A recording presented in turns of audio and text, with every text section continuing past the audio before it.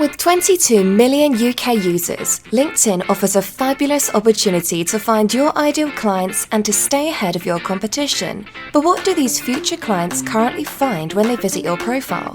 First impressions count. So, are you proud of your fantastic profile because it is client ready and written with them in mind? Or do you look at it and wonder how you could do better because you are not generating leads? My Marketing Guy works with those who want to take advantage of the amazing potential offered by LinkedIn. So, for more details, please email guy@mymarketingguy.co.uk to arrange an initial consultation. Remember, your next client is on LinkedIn.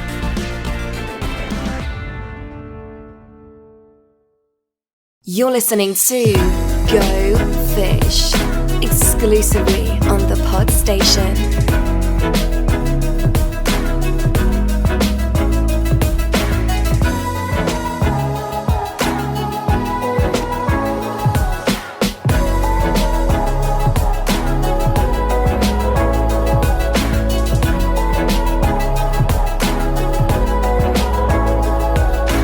Welcome everyone to episode 51 of the Goldfish Marketing Podcast. Woohoo! 51. I know. Welcome everyone. My name's Matt Poller. My business is Funky Vibes Marketing. Joining me, and you've already heard them there, are my fellow co-hosts. We have the lovely Ishtar Ali of Ancora Interiors. Hello everybody. Hi Ishtar. Hi. And we have the irrepressible Chris Roxburgh of My Marketing Guy. Don't raise your eyebrows like that. I said something nice this Wait, time. but we need to find a better descriptive word for him because you've used that a few times now. Oh, have I? Yeah. Debonair. Oh, nice. No, don't like that, no. What do you mean you don't like Do you debonair? want to suggest one, Chris? Charming and sentimental. Okay. Sophisticated. Well, that leads us nicely onto the subject matter, doesn't it, really? But before we do that, just some quick housekeeping. So, if this is the first time you've listened to the show, then why not go and listen to the previous episodes, which you can find at thepodstation.co.uk/gofish. There are 50 other episodes. For the record, that's Chris Roxburgh's mobile phone, which he always forgets to put on silent. It's a piece of rather badly targeted advertising. We can talk about that in another podcast. We can do. Did you get that? Yeah. Shall I stop it recording? Yeah. No, not yet. Okay. So yeah, where was I? Oh right, yeah. So you can go and listen to the other 50 episodes 50. plus this one. Yeah. Right there.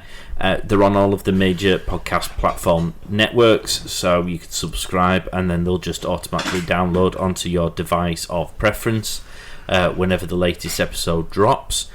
Social media, Ishtar, we're on all of the socials, aren't we? We're on Instagram, Facebook, Twitter, YouTube, LinkedIn.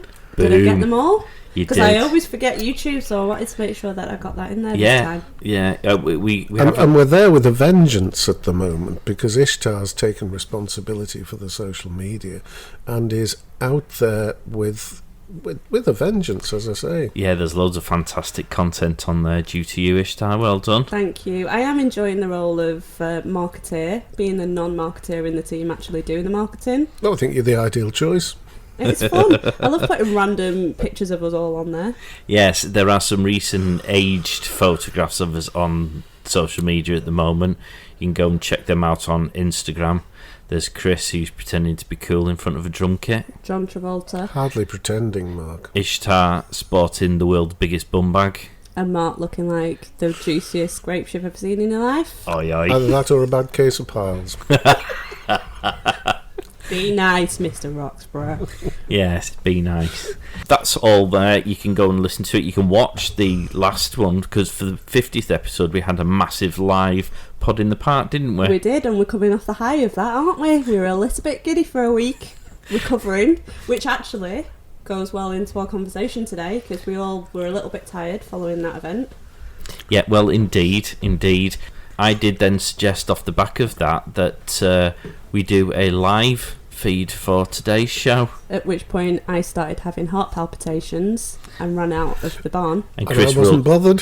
Chris rolled his eyes. He says he wasn't bothered, but there was definitely some eye rolling. No, I'll go with the flow, whatever happens. But on YouTube, you can listen to the whole show on there, and if we do get to the point where we live stream it, then YouTube may be the way where you can also go and check it out. Yeah, and I am going to just pop it in there that we are going to be doing some road shows at some point. Indeed. You said Wembley. No, we'll stick to the north for now. Okay. And then we'll work our way down south. But that's for another episode. It is indeed. So you'll go and check out. There's loads of stuff on there. And there's some tips as well, because at the end of the day, this show was all about just trying to give people who own businesses a bit of a tip about whether it be marketing or in business as a whole, really. Yeah, I think we're trying to focus on the business and the marketing side, like you said, so it's useful for everybody. Yeah. What's the topic that we're going to be covering on today then? We've alluded to it multiple times, but no one will have realised until we tell them what it is, and then they think back and go, yeah, I get it now. We are going to be talking about whether an introvert can be an effective business owner. Dun dun dun. Everybody's just gone quiet. I know. Well, I was going to ask whether or not Chris thought that was the case, but that's a question I'm going to save until later on, because I suppose the starting point is actually what an introvert is. Mm-hmm. And therefore, on the back of that, people wonder whether or not there is a relevance to this topic and why indeed it might be important. So I went to Wikipedia, the reliable source of all information. And if they'd like to be a sponsor, as every week we allude to, thepodstation.co.uk, Goldfish at thepodstation.co.uk. So, I went with Carl Jung because he sounded like he knew what he was talking about. Can you explain to us who Carl Jung is? He is a famous Swiss psychologist. Okay. And his definition of introvert and extrovert, I think it's a bit of both, was extroversion tends to be the manifested in outgoing, talkative, energetic behaviour, whereas introversion is manifested in more reflective and reserved behaviour. Interesting. Mm-hmm. So, in essence, extroverts are loud and in your face, and introverts sit quietly in the corner. Yeah. That simple? Yeah, I think that's a good definition. At its most basic, yeah. There you go. He cottoned on to that question. Indeed. You're absolutely right, Chris. I suppose we're a little bit of both, are we? I don't think anybody is totally introvert or totally extrovert. I've met some really, on the face of it, utterly outrageous extrovert people who, when they don't have that audience, they are on a one-to-one basis. You won't get a peep out of them. They shrink into themselves and become, pretty what you've defined just now as being introverted. So would you class yourself as introvert or extrovert? Neither. I would. I don't. I think we're all a mix of both, and I certainly am, because I couldn't have done what I have done over the years without having a certain amount of extrovert in me. But I think naturally, I'm probably introverted. What about you, Ishtar? I've got a bit of a different perspective. I believe I am strongly introverted, but know how to put my game face on when the occasion requires it. What about you? Same. Yeah. I'd actually go by that. We were actually having an interesting debate off air with my other half about whether I was introvert or not, because she didn't believe I was, but I feel I am. Your description there was probably a very apt one. Yeah.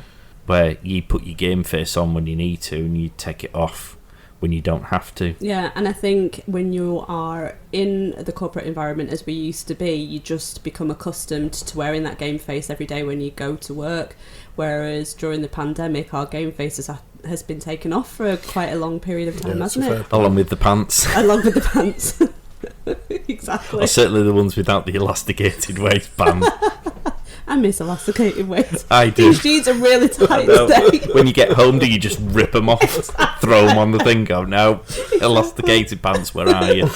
But I mean, we've all had that period of time to just not have to wear that game face, so it's really difficult to have to put it back on again now, irrespective of whether or not you're used to doing it or not.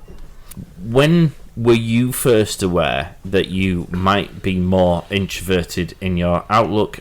When did you even become aware that there was such a thing? I suppose for me, it was at school. I was relatively introvert at school. As such, you're regarded as... well, I was introvert unless I was on the sports field.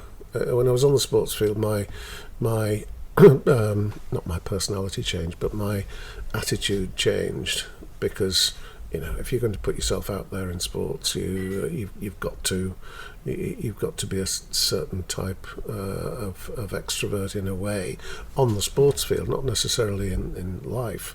But then when I left school and I became in my 20s an accidental salesperson, as Elaine would call them, I had to become more extrovert than I felt I was, because you can't knock on people's doors and open conversations with complete strangers without having a certain amount of outgoing personality. But I don't think it was natural to me. What about you? This goes back to the question that you posed earlier in terms of whether or not introversion kind of changes through your life. So I was the lead in all of the school plays. Oh, really? School and high school. Oh, are you a thespian? Was, yeah. Wow. I got A star in drama. Can you give it that? That is such an entertainment thing to do. A star wasn't enough, so just give him an extra star. And I went and auditioned for like proper big films as well, like UK films. Didn't get them, but that's by the by. Yeah, I was asked to come into what did you audition for? I can't tell you because then you'll be able to. Oh no, come on. No, it's all right. Maybe for the Coronation Street. Nah, come on. Anyways, so I feel like I had a lot of... That's one for later. Confidence. Yeah, that's going on the reels, people. Stay tuned. So that I feel like I had a lot of confidence and maybe was a bit more extroverted at school, but then maybe that changed when I got to work and I was a bit quiet. Fed up with people. Yeah. Like, I've always enjoyed group activities and stuff, which is something that we'll go on to, but yeah, I don't actually know where it's changed. All I know is that I've hated networking and meeting new people for my entire life. Yeah. I will literally be that weirdo in the corner, not wanting to talk to anybody. Yeah, or naturally gravitating towards the people who you already know. Yeah, what about you? When do you feel like you had that change? I don't know, really. I don't think I ever considered it as being a thing until I started my first business. Right. Because up until then, you do as you're told, don't you? So if your boss says go here and do that, you don't really have any scope to think otherwise, so you just go there and do that. Yeah. And gradually you get to know, as your life experiences become greater, you get to realise what you like and what you don't like, and then when you start totting up the I like that list and I don't like that list, you suddenly realise which one of the columns you tend to more fall in towards. And I think that's probably it, because when I opened up my first business, I had to do a lot more things than I'd ever done before. You were exposed to a lot more things than you would have done before, and therefore I was quickly going, nope, don't like that. That's going in that box. And oh, I quite like that. That'd go in that box. I think you're spot on about doing what you're told to do and then becoming more obvious when you become a business owner. Because, I mean, we've all done presentations in front of hundreds. Well, I have done presentations in front of hundreds of people, and that was, again, putting your game face back on and it just being a part of your job. But when you're stepping out and it's your own, you're like... So how did you feel when you knew you had to do a presentation in front of hundreds of people? How did that affect you? I crapped my pants. I swear, I was so anxious, and I had to just build myself up. But I did it because it was part of my job, and I had to do it. And having a director title in a large company, there's an expectation that you have to do that. But it doesn't mean that I didn't feel drained or have a massive surge of anxiety before I went on, or, it was just something that you did, and you just put your game face on. I'll keep saying it. You just put your game face on and deal with it and move forward. So if business owners are listening to this, there'll be things that they're probably starting to pick up on, going, actually, that applies to me, or that's applicable to me. I did a list of things. Let me get my list up. It's not a comprehensive one, so don't worry. Of signs you might be an introvert. I can't wait for this. Right, so number one, need quiet to concentrate. Yes. No. Number 2, you're reflective. Yes. Let's just reflect on that for a second. Number 3, self-aware. Yes. Number 4, take time making decisions. Think about this. Not always. Number 5. Pass. Number 5, feel comfortable being alone. Yes. 6, don't like group work. Don't mind it. I like it. I don't think you have to get all 8 in order to be. I think this comes to you're a blend of all sorts, really. 7, prefer to write rather than talk. Yep. Yeah. And feel tired after being in a crowd. Yes. No. So those are just some of the. I mean, they're not exhaustive, obviously. But if you think of those, what kind of things, what kind of scenarios as a business owner do you think particularly challenge you if you're not introvert? And is introvert sometimes just, I've not done it before and therefore I'm slightly apprehensive about doing it? So for example, podcasting's a good example. I mean, we're all sitting here saying we're introverted and yet we do podcasts, but every time we do a podcast, presumably it gets a bit more comfortable, you become a bit more experienced, and therefore it becomes less of an apprehension. Does that mean you're less of an introvert, or does that mean you're just a better skilled introvert? No, but I think the comfort in doing a podcast is that you can't see my face, for me. Yeah, so I think that's the comfort for me. I don't mind talking to people that I know, because we know each other, and so it feels like we're just having a conversation. It doesn't feel like we're broadcasting a message to... Whereas when I mentioned live streaming, I had a breakdown. Mini breakdown. What kind of tasks as a business owner do you not like? Well, the very first time I had to... I'd avoided doing any public speaking, and I should have been doing it for 2 or 3 years in the role that I had. And I couldn't avoid it any more. So the very first time I was sitting on the top table and the chap in front of me was overrunning. I knew he had 20 minutes, he took 30. For those last 10 minutes of his, when I didn't know when he was going to finish, I was gripping the table to stop myself running out of the room. Oh my gosh. That's how bad it was. And I thought it was appalling. I thought my performance was appalling, but people were coming up and saying, "Oh, that was really good." That was, and I've seen it I saw it on video, and it came across fine. So the one thing that I took from that is that, apart from have a table in front of you to stop you running out of the room, was no matter how much you feel inside about little mistakes that you might make when you're public speaking, it's not as bad. It doesn't look as bad as you feel it is. And have yourself videoed when you're doing it. Watch it back, and that will give you confidence. And that did give me confidence to do it again. That's actually a good point about video content, because we've spoken about this in episode 49, didn't we? Go check it out, people. Yeah. Like the fact that you have to put your face on camera and, be out there for your business. How scary is that? Very much so. Public speaking, was that a challenge for you? Yeah.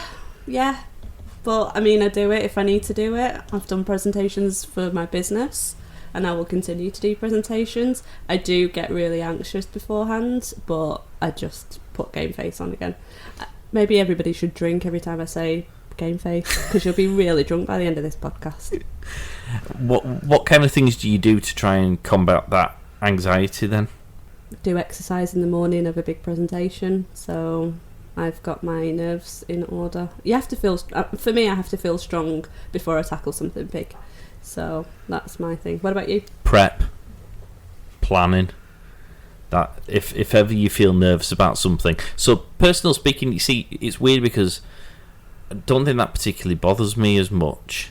I find it exhausting, but it doesn't bother me too much. But I don't know whether that's because, going back to the podcast example I gave before, whether I was made to do that early on. When I was on work experience, I was sent to do court hearings, which certainly for the first year or two of going to court as an advocate was quite a scary thing to do. And to be honest, I never really enjoyed it anyway.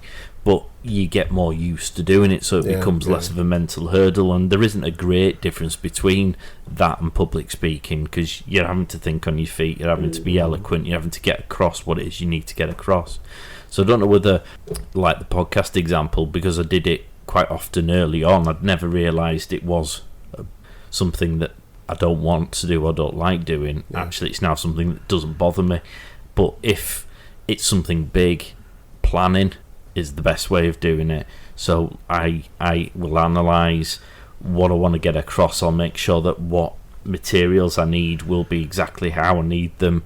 I'll have backup plans. So if, for example, using a PowerPoint, I'll think, right, how would I do this if the system crashes or the power goes or my laptop breaks?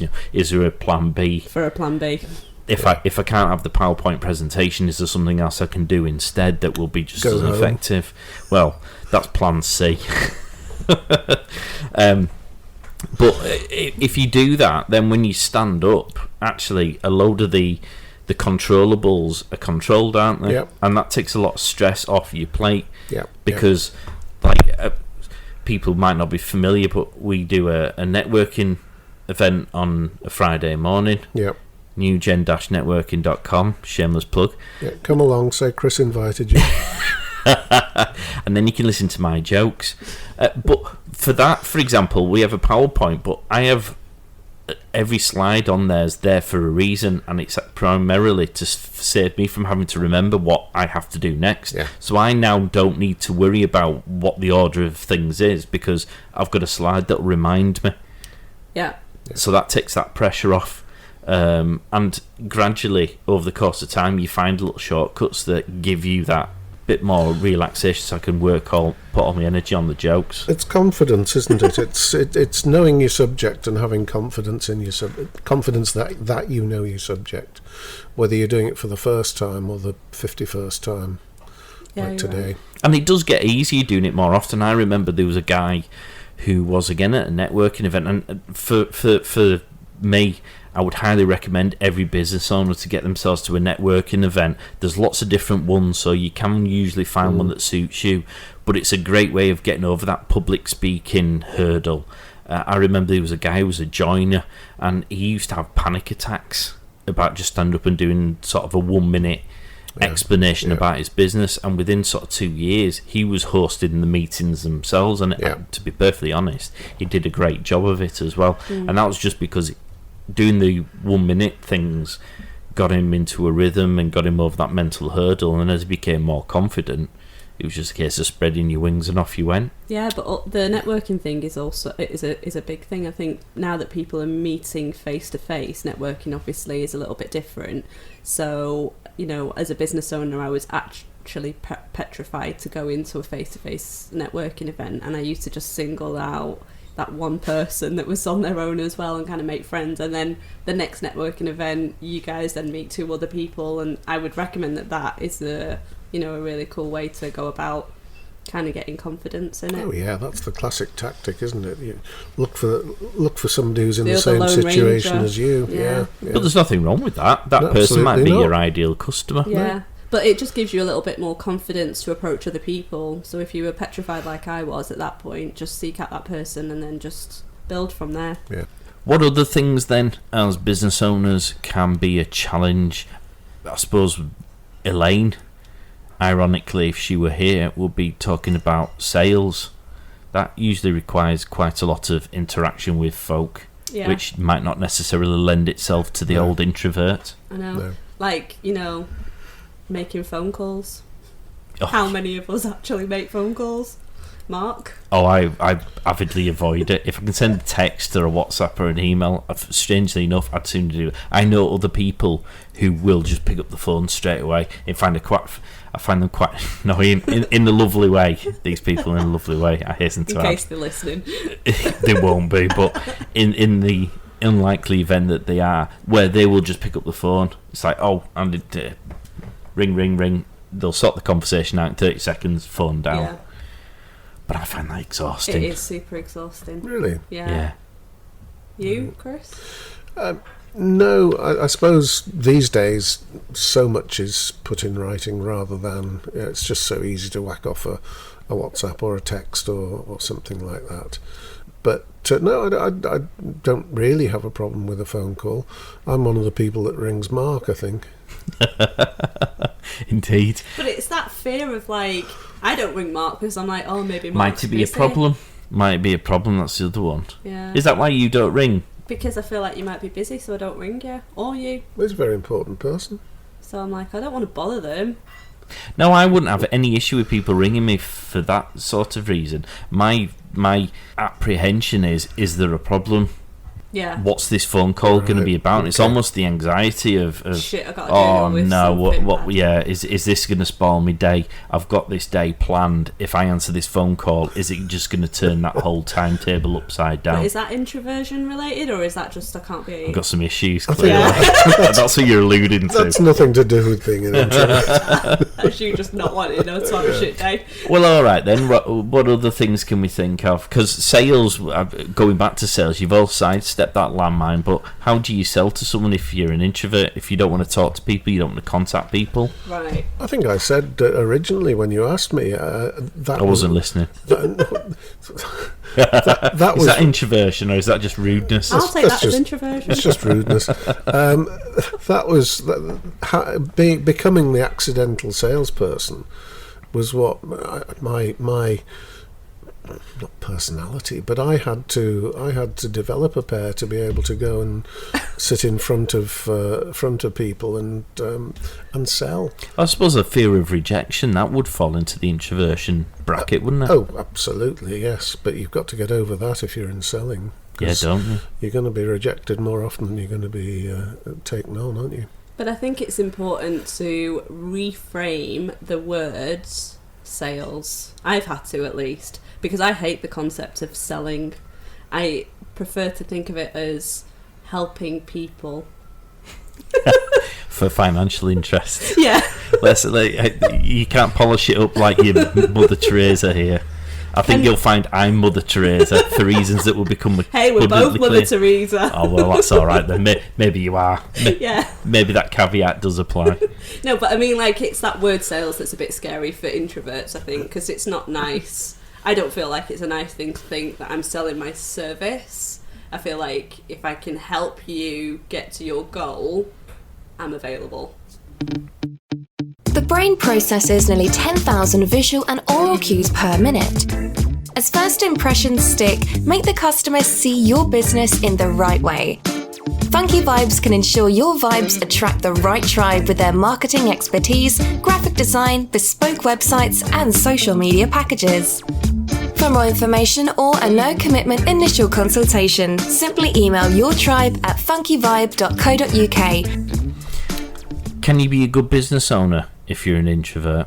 Can you own a business if you're an introvert? I mean, obviously, we're all saying we are. Go on.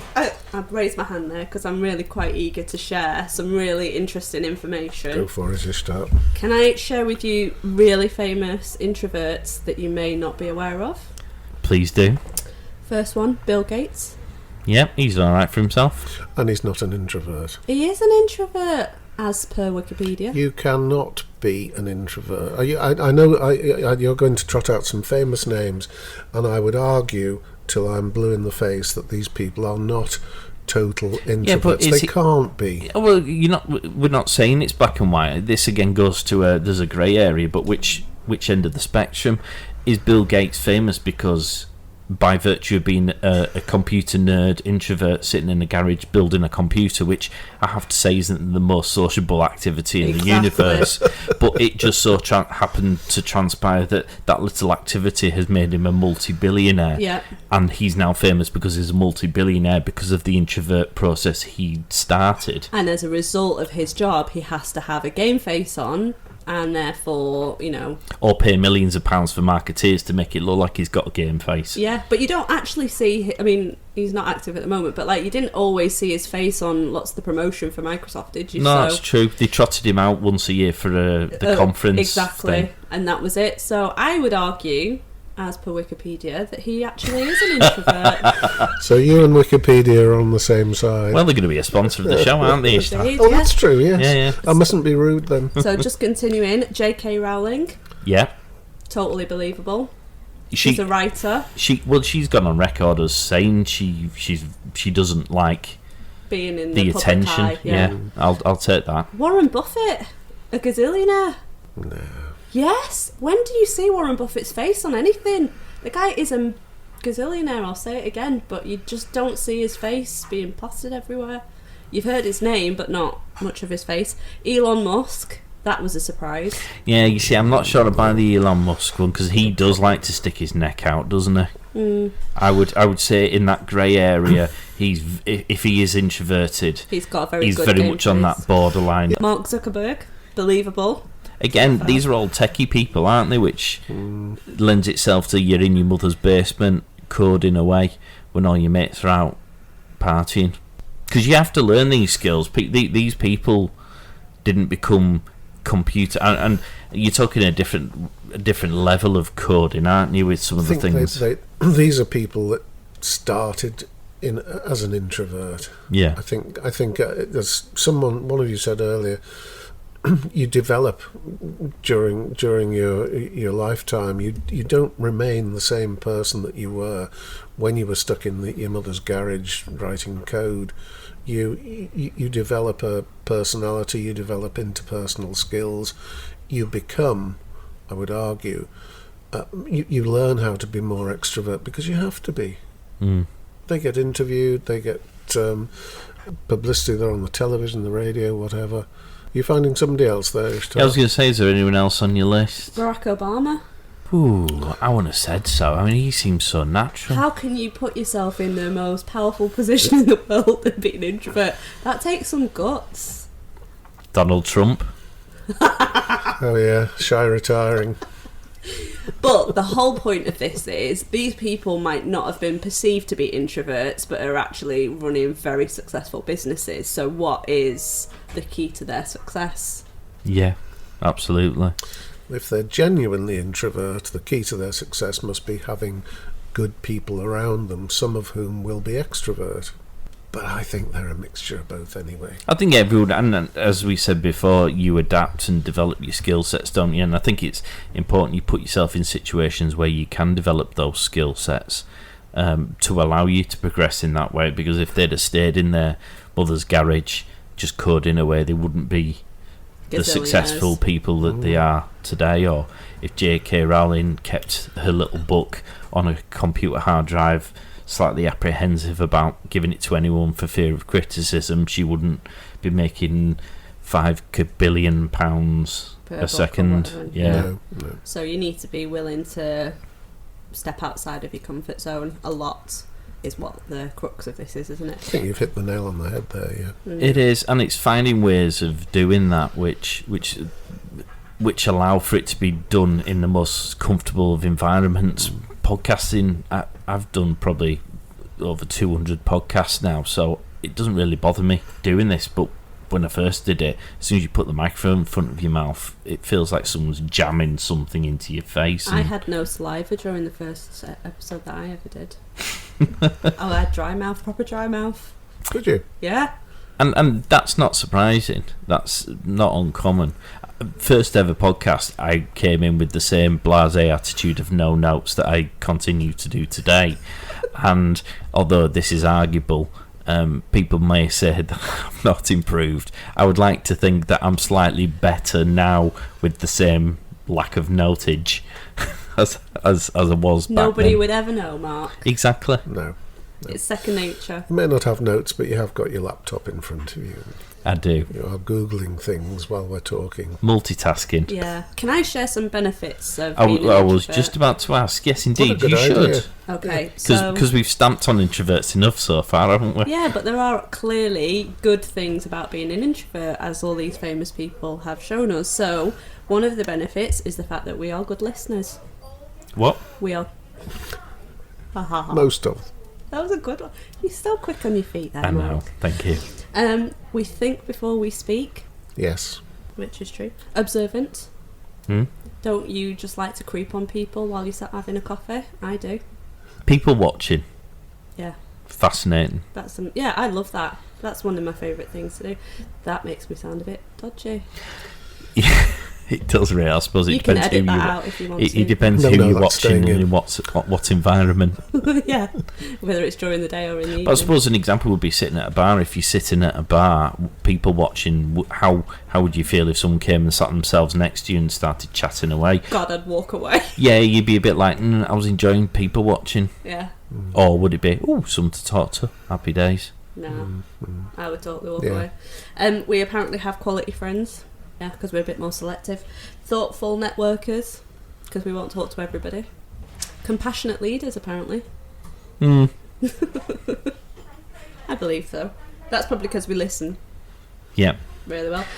And we're approachable. And good problem solvers, because we listen. So those are some of the key benefits. So whichever one of those, you relate to, then clearly you should use that as a superpower in your business, depending on what type of business you run. I suppose we should mention that we did a test, didn't we? Yes, which was... before we pressed record.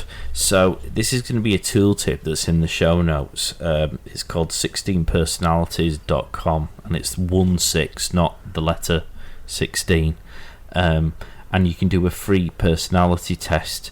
Now, the website crashed when Chris tried to do it. A bit harsh. I was doing it on my phone, Mark. Largely due to a lack of personality. Very nice, I must say. That's going to be edited. No! You can do what's called a personality test. Now, it sounds a bit more crude than it actually is. It's based on the principle of personal dynamics, i.e. that we as individuals have personalities that have strengths and weaknesses, and it's not black and white, as we've already said. So they have 4 colour codes, so it's yellow, red, blue and green, and then you're a mixture of all 4, and then it starts getting even more complex with purples and oranges and things like that. But they all have different strengths and weaknesses, and so this test, because it's free of course, is a rather overview version. But you started doing this rather sceptical, and when you actually got to read in the conclusions, you weren't quite as sceptical, were you? Well, when the conclusions told me that I was charming and sensitive to others, no, I thought it was spot on. Very good test. Thoroughly enjoyed doing it. And there are more detailed ones, which perhaps would have corrected those errors that Chris has just highlighted. But we all did it. We all agreed we'd do one before we went on. Now, if you go on our social media, if you go on Instagram over the course of the next 2 weeks, you will actually see some of the more detailed results that we got from this result. Fascinating. But I'll start with you then, Ishtar, because was there anything in there that you were particularly surprised by? I just think it's really funny that you and I have got exactly the same personality trait. Scary. It is scary. Very scary if you're in my position. It's like a double dose of... Yes, I know, yeah. We're advocates. Advocates, yes, indeed. Strengths: creative, insightful, principled, passionate, God, altruistic. Who wouldn't want to be friends with us? Weaknesses. This is why. Sensitive to criticism, reluctant to open up, perfectionists, avoiding the ordinary, and prone to burnout. Yeah, that's not far off the truth, to be fair. What about you, Mr. Roxburgh? Strengths and weaknesses. I'm charming. That's your opening line for the next introduction, by the Sensitive to others. And there's another one. You just need to send me a list of these, and these can Imaginative. be your intros. Passionate. Curious. Artistic. I'm actually not artistic at all. But if this program tells me that that's what I am, then that's what I am. What they're fiercely independent, unpredictable, yeah, probably. Easily stressed, yeah, definitely. Overly competitive, absolutely. Fluctuating self-esteem, yeah, definitely. So yeah, there's some some merit in the results, even if one or two of them are way off beam. And can I say also, just everybody should complete this, because it also has romantic relationships and friendships on there too, so that might be worth a laugh. It's got career paths, work habits, and a conclusion as well. Yeah, so defo, it does take a bit of time to go through it. It takes about 10-15 minutes. Yeah, which does feel like forever when you're doing it, but it's totally worth it. I think so. There are more detailed ones.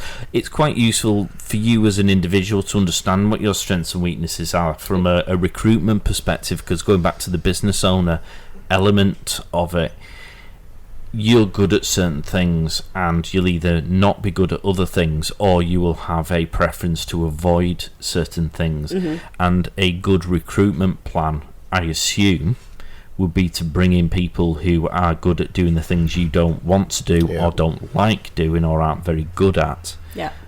And so you can then focus everyone on doing the things they enjoy and they're good at, and over the course of your business you will have a lovely balanced workforce. Whereas if you have too many me and Ishtars in the room, you'll get an overbalance of a certain skill set and a woeful absence of others. Or have a really good time while you're working. No, but that's all well and good when you are in a position to hire other people, but when you are not in a position to hire other people, then perhaps it's a good indication of how you choose the people that you outsource your work to, perhaps. Or indeed the people you work with, yeah. Yeah, so you might want to do collaborations with people if, for example, video content. If you wanted to work with somebody who's really good at video content on a collaboration, get that out there and work with somebody. Yeah. So if you're an accountant, not necessarily traditionally known for their creative, extrovert habits, then you might want to work with Mark. You might want to work with, and therefore those two things balance themselves out, don't they? Someone comes up with the idea, someone pushes those boundaries, and you can focus on doing the bits that you're comfortable with. Yeah, absolutely. So go and check that out, people. And as I say, we'll give you some more details. I'm desperate to give some of the answers to the questionnaires we've done, but we'll save them. You'll have to go and search for them. Yeah, we'll put them into social media. What other benefits have we got down there on your list? Have you exhausted them? We've pretty much exhausted them, but I think they're pretty accurate. And people just need to harness whichever one they, resonate towards and use them to their advantage. And, going back to what we said before, just pushing yourself out your comfort zone constantly, because that's the only way that you're going to be able to get over this fear. And it's only for a specific period of time, and then you're back in your comfort zone again, isn't it? But being a business owner absolutely requires it. Do you think a business can survive if you are, say, an introvert, you can't afford to hire staff, but you are inherently reluctant to put yourself out of that comfort zone? I can think of a couple of people now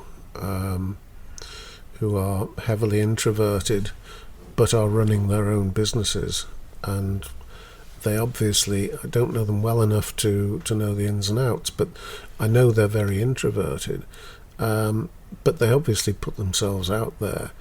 And let's face it, when you're selling, sales isn't necessarily.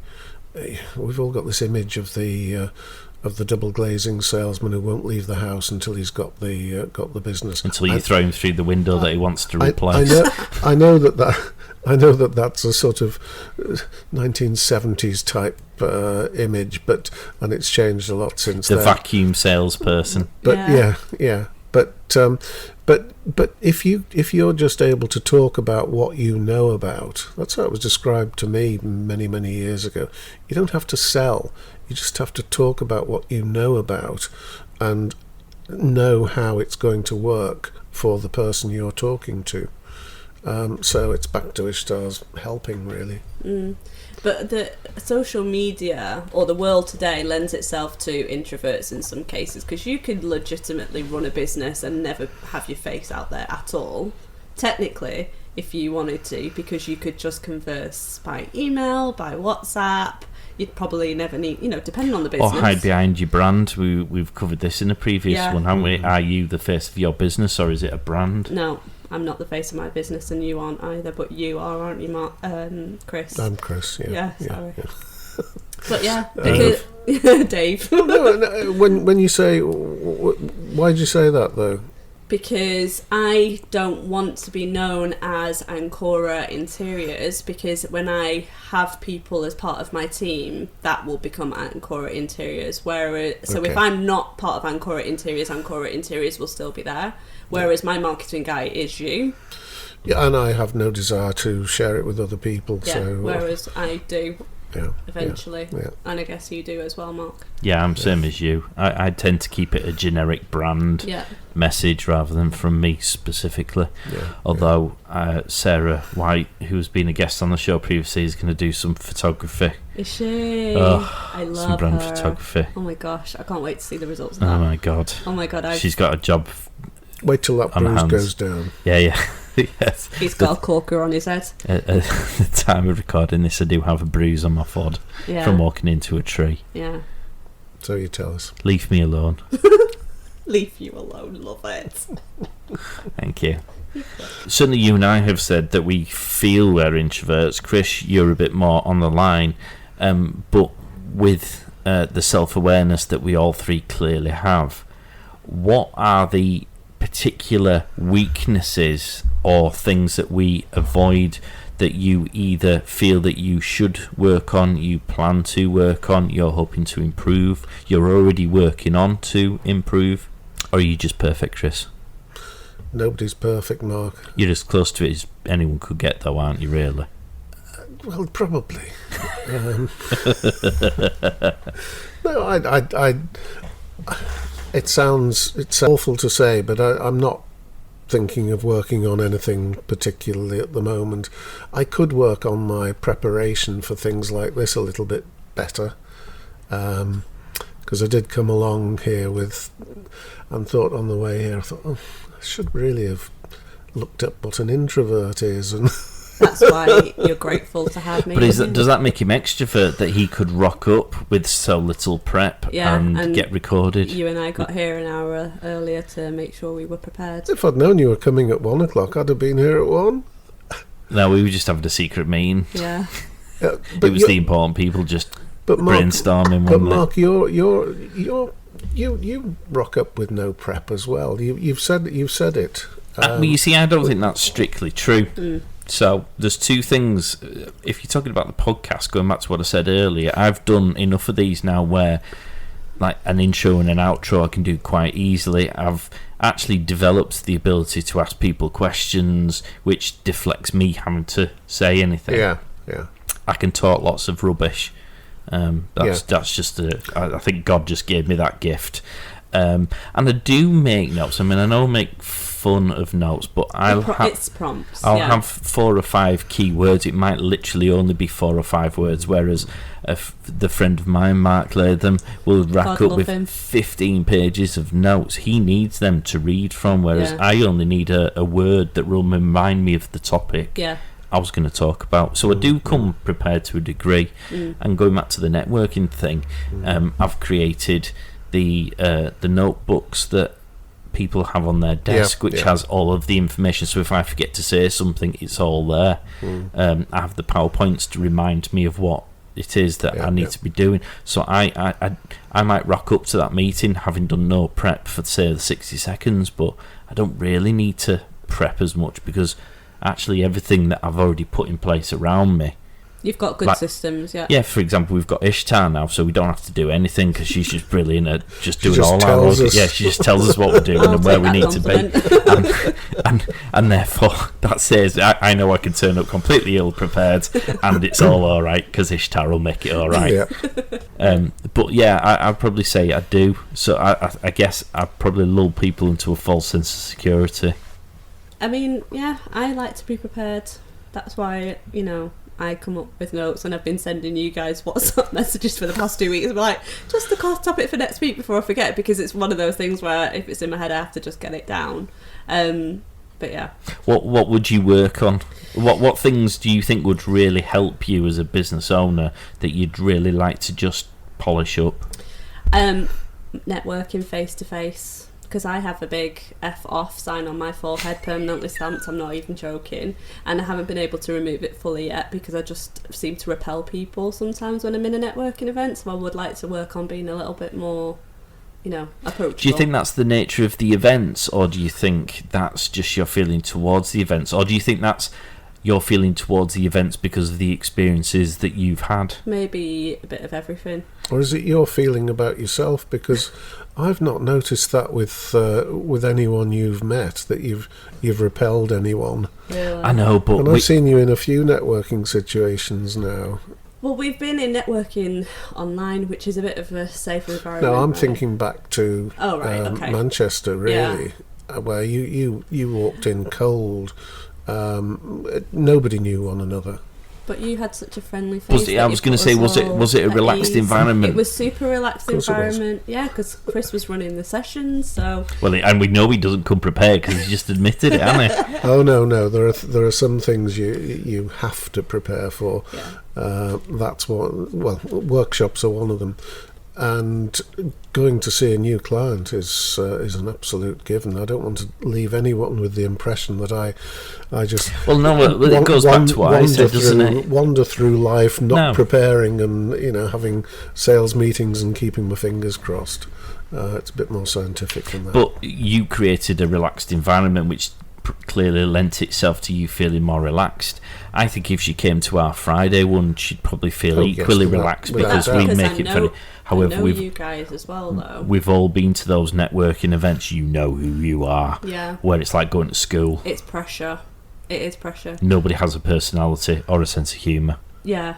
Yeah. You know who you are, people. And the other thing I would work on is video content, because despite the fact that we are not our brand, we are selling a service, right? So people have to like us. People have to like us, and so there needs to be a little bit of an element of us in there. Do you not agree? Your face says otherwise. Absolutely, yeah. No, I do agree. I'm your trying to think. Your face is never out there. We need to get your face out there. But does it need to be out there? Is it more about the quality of the output that allows people? Because again, if people listen to this and thinking, there's no chance you'll get me on the other side of a camera, is the output of their business enough for them not to necessarily have to work at that? Well, at this point, you are the USP for your business, aren't you? So if the quality of your output is similar to somebody else's quality, what's the differentiating factor between you and somebody else? They're going to want to work with you because you're fun to work with, and given that you're in the creative industry, I would want to work with someone who's fun. I'm not sure the bruise on my forehead that currently exists lends itself Was it an ex-client's tree you walked into? For the benefit of the recording people, I'll take a picture of this, I was multitasking, so having dropped something off, because I'm a kind, caring person, C section of my personality test, I was replying to an emails whilst not watching where I was going, and there was a low-hanging branch which I introduced myself to whilst walking purposefully because I'm busy and important, and whilst multitasking, i.e. not looking where I was going. Well, at least you weren't driving. No. Oh no, I wouldn't do that. That's what Siri's there for. Ishtar's now taking a picture of, is it Chris or my forehead? Chris, and then I'm going to do yours. Do my forehead. Yeah. A lesson, people, of why you should only reply on your phone when you're not in transit. Yes. So yes, introversion. Have we covered it? I think. Are we agreed that there is no such thing as a total introvert or a total extrovert? That we're all a bit of a mixture of both, and that. Is everyone in agreement that everyone's a bit of both? I'm not in agreement. So do you think you're 100% introvert then? Well, according to the results, I'm pretty much introverted. But you're not, are you? Wasn't it 70% or 67%? Okay, so... all right, let me flip that question around. Do you think that the results of that test will be the same, say, if we did it in 12 months' time? No. And you'd been podcasting for 12 months, and you'd obviously come to the newgennetworking.com Friday morning networking meeting, and on one of my invitations. Yes, one of Chris's invitations. No, I mean, you can be okay, so your game face, going back to it, there's going to be some very drunk people at the end of this podcast, by the way. But yeah, the game face becomes not a game face, it becomes normal the more that you do it, right? So the fact that now I'm on my 6th podcast and I haven't got dry mouth is a success, right? Because I've obviously done it a few times. And of course, because you've had a coffee from the barn. Wirral.com. Yeah. .co.uk. Come oh my God. on over for your coffees. Yes. Yep. So it becomes normal. So I think depending on the subject, you can be less. I don't know. You. One thing we didn't touch on was how knackered you feel. Yeah. After you've had to put your game face on. When I do the networking on a Friday morning, I am goosed after it's finished about lunchtime, and I've actually now started going to the gym afterwards. And then accepting that whatever I'll get done or not get done in that Friday afternoon is what it is. Because I've tried sitting down and focusing on something after a networking and I just can't do it. How did you feel after the podcast live last week or the week before? Brain was fried. Absolutely fine. Just fancied a pint. Really? I slept super early and was tired the whole day after that. Yeah. It's because it feels exhausting if you have to make conversation with people that you don't consider to be your close friends. Because like my close friends will know if I'm sitting quiet, it's because I've got naught to say. And to be honest, most of my mates will sit there quiet too. And there's probably a football match on in the background that we're just watching, and no need to say anything, and everything's fine. Whereas in a networking environment, you've got to make conversation, haven't you? Because you don't necessarily know those people. And you don't want that awkward silence. And we were on show. The difference is that you two probably put a whole lot more into it than I did. So you were exhausted, and I rocked up with no notes and was fairly relaxed about it all. But it's the anxiety because you were worried about the live stream thing.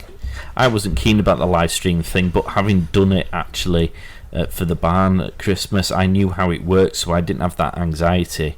And I knew that once we pressed record, I actually probably wouldn't even remember that it was on because I'd be busy doing other things, so it didn't bother me, but it did you, didn't it? Yeah, but it still expended the same energy for you that it did for me, so it's interesting that it impacted us both, but in very different ways. The result was the same. It didn't actually occur to me that until Ishtar was looking at some of the messages at the end, and we were answering some of the messages.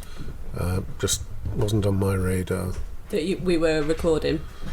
Yeah, I don't want to sound thick there. I knew we were. No, but you forgot about the fact that there was cameras. And you know, it was what it was. Yeah. So get on with it, and it's a podcast. Fascinating. Let us know. Yeah. Let us know what your challenges are as a business owner, whether it be extrovert or introvert, because I suppose we focus very much on the introvert. All of what we've discussed could be flipped for an extrovert.